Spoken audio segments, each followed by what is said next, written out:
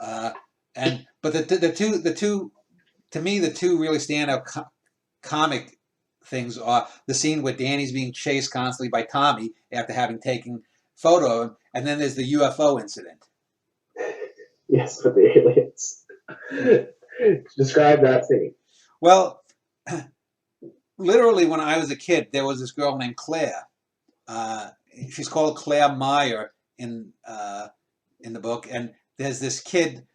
There's a photo somewhere of me, Claire, and this Italian kid who is a little older, and he was a dumb shit. I call him Mitch in the play, and I remember that we were playing on monkey bars and whatnot. It was in Salisbury Park, and I remember the sun going down, and then maybe about 15, 20 minutes as the thing started to get dark. I remember it seemed to be like what I called a second sunrise.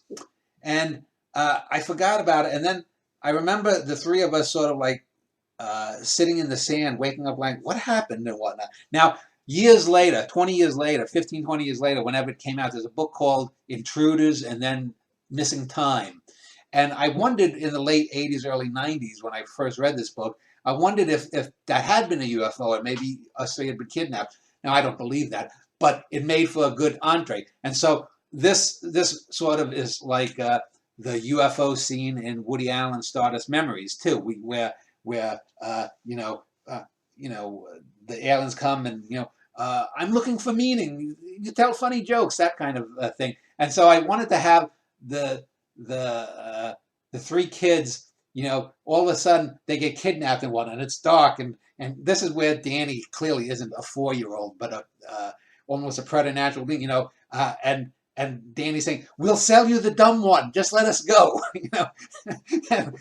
and Mitch apparently is getting prodded.